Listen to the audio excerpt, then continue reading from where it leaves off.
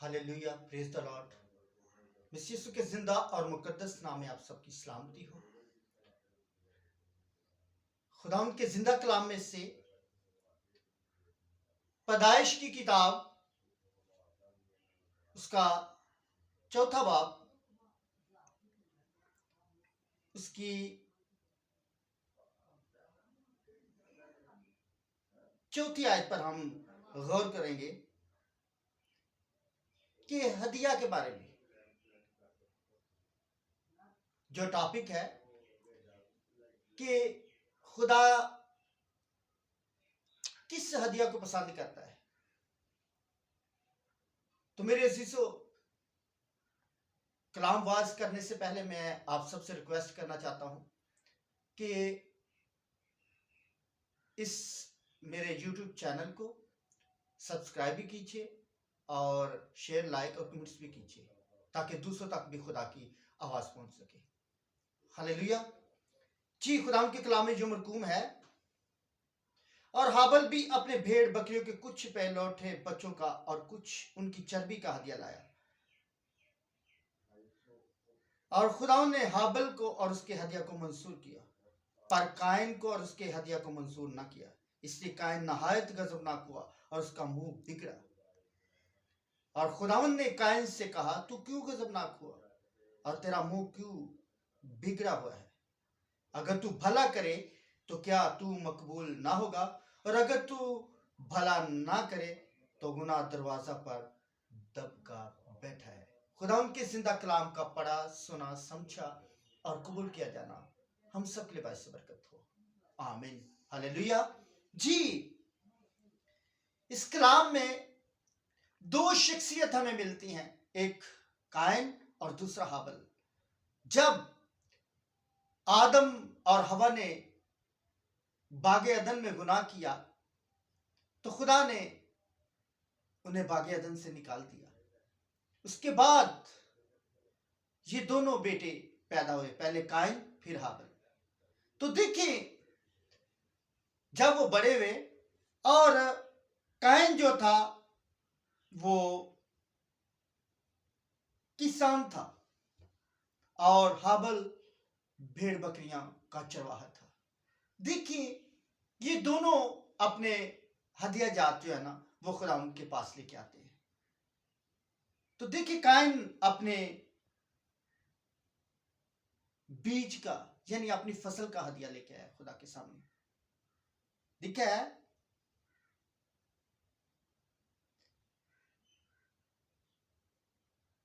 कि चंद रोज के बाद यूं हुआ कि कायन अपने खेत के फल का हदिया खुदा उनके वास्ते लाया।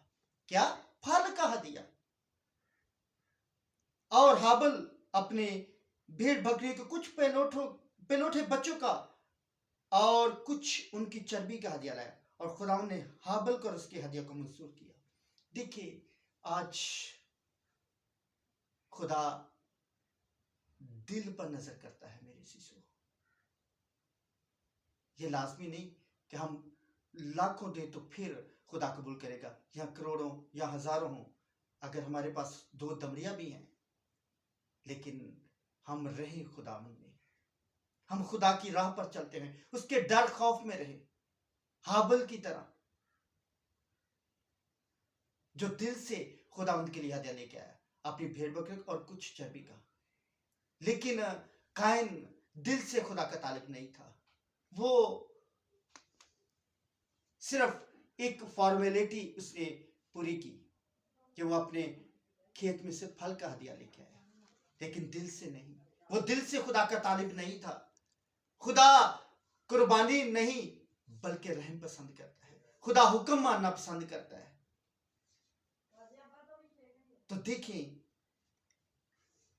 आगे लिखा है, और हाबल भी अपनी भेड़ बकरी के कुछ पहलौठे बच्चों का और कुछ चर्बी का हदिया लाया, और खुदा ने हाबल को और उसके हदिया को मंजूर किया। फिर कायन को और उसके हदिया को मंजूर ना किया, इसलिए कि कायन नहायत गजबनाक हुआ और उसका मुंह बिगड़ा। आज देखिए, कायन की तरह हमारा भी जो है ना चेहरा बिगड़ जाता है, गुस्से से, हसद, गुस्सा, कहर हमारे रूहानी चेहरे को बिगाड़ देता है। आज हमने देखना है, गौर करनी है, और ये आईना हमें खुदा उनके जिंदा कलाम बाइबल मुकद्दस हमें दिखाती है कि हमारा रूहानी चेहरा कैसा है। आया हम कायन की तरह गजबनाक तो नहीं, हम गुस्से में तो नहीं, हम हसद में तो नहीं कि हमारा चेहरा बिगड़ गया है, हमारी रूहानी शक्ल बिगड़ गई है।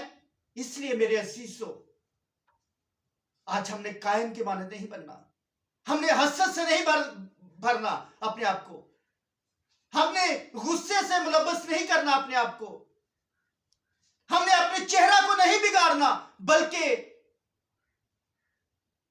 खुदा उनके खौफ में रहना है, मोहब्बत में रहना है। इसलिए आज हमने कायन के मानद नहीं बनना। और कायन के बारे में खुदा ने कहा है, और उसका मुंह बिगड़ा, और खुदा ने कायन से कहा, तू क्यों गजबनाक हुआ, तू क्यों गजबनाक हुआ, और तेरा मुंह क्यों बिगड़ा हुआ है।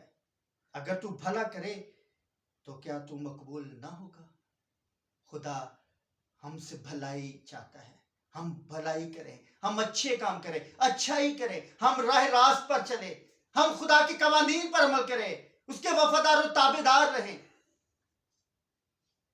हाबिल की तरह। और आखिर में एक बात और लिखिए, अगर तू भला ना करे तो गुनाह दरवाजा पर दबका बैठा है। आज मेरे अजीजों, हमने अपनी जिंदगियों पर गौर करनी है, हमने अपने चेहरा को देखना है, जिस्मानी तौर पर भी, रूहानी तौर पर भी, क्योंकि इंसान का गुस्सा खता से खाली नहीं। अगर हम गुस्सा करते हैं तो हम गुनाह करते हैं। इंसान गुस्से में बहुत सारे ऐसे काम कर जाता है कि वापस आना नामुमकिन हो जाता है।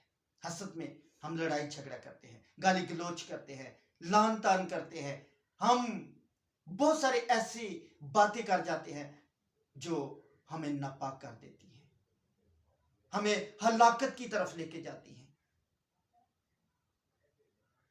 क्योंकि दुनिया की ख्वाहिशात खुदावन से दुश्मनी है, और खुदावन से मोहब्बत दुनिया से अदावत है। क्योंकि खुदावन के कलाम में लिखा है कि जो भलाई करना चाहता है और नहीं करता वो गुनाह करता है। तो मेरे अजीजों, हमें खुदा ने भलाई के लिए बनाया है, भलाई के लिए पैदा किया है, ताकि हम भलाई के काम करें, अच्छाई के काम करें, लोगों का भला करें। क्योंकि खुदावंद भला है और उसकी शफकत अब्दी है, और उसकी रहमत पुश्त और पुश्त रहती है। तो मेरे अजीजों, अगर हम खुदा पर ईमान रखने वाले हैं, खुदा यीशु मसीह के फॉलोअर्स हैं, तो हम खुदा यीशु मसीह के कलाम पर, उसकी बातों पर अमल करें, उसके अहकामात पर अमल करें जो खुदावंद चाहता है। क्योंकि खुदा के कलाम में लिखा है कि जो मोहब्बत में रहता है वो खुदा में रहता है। देखिए, हाबिल खुदा का वफादार ताबेदार था, खुदा ने उसका हदिया को कबूल किया। आज अगर आप भी सबसे बढ़कर खुदा को होंठों का हदिया दें, इस जुबान से खुदा की प्रस्तुति करें, उसकी इबादत करें, उसकी हमदो सना करें, उसको मुबारक कहें, तो खुदावंद आपकी हदिया को कबूल करेगा। अगर आप आज दिल से खुदावंद को पुकारेंगे तो खुदावंद आपकी हदिया को कबूल करेगा। वरना खुदा कुर्बानियों से खुश नहीं होता, बल्कि हुक्म मानना पसंद करता है। वो कहता है, कुर्बानी वही छोड़ और पहले मेरा हुक्म मान। तो मेरे अजीजों, आज इस कलाम को ईमान से रिसीव कीजिए, और अगर आज आपने दिल से तौबा नहीं की तो दिल से तौबा करें, होंठों से इकरार करें, और खुदा यीशु मसीह को अपना शख्सी निजात कबूल करें। क्योंकि वो जिंदा खुदा है, कवि खुदा है, जो किसी की हलाकत नहीं चाहता। वो चाहता है कि हम जिंदगी पाएं और कसरत की जिंदगी पाएं। खुदा इस कलाम की वजह से आपको बरकत दे। तो मैं आप सबके लिए दुआ करूंगा, खुदा आपके साथ हो। हालेलुया। आसमानी खुदा बाप, मैं तेरा शुक्र की ताज़ीम करता हूं इस कलाम के लिए, जो तू अपने बेटों बेटियों से बोलता है, उनसे हम कलाम होता है। इस कलाम को जो भी सुन रहे हैं पर खुदा और सुनेंगे, और ईमान से जो रिसीव कर रहे हैं, उन्हें बरकत दीजिए। और इस कलाम को एक एक के दिल उस में नक्श कीजिए, दिल की तख्ती पर लिख दीजिए। इससे 30 गुना नहीं, 60 गुना नहीं, बल्कि 100 गुना फल आए और उस हमेशा की जिंदगी के वारिस बने जो तू देना चाहता है। तो आसमानी खुदा बाप, जो बीमार हैं उनकी तमाम बीमारी, परेशानी, मुश्किलात, रुकावटें, जुए, बंधन, हर तरह की नाराजगी को, हर तरह की गुस्से को, तकरार को, हसद की स्पिरिट को, हर तरह की गुर्बत की स्पिरिट को, बेरोजगारी को, भांजपन को, हर तरह की रुकावटों को, जुए बंधनों को, हर तरह के इब्लीस के रातों मंसूबों को, हर तरह की परेशानी, मुश्किलात को, नाकामी को मैं तेरे बेटे यीशु के नाम से कम देता हूं, अभी इसी वक्त जाती रहे।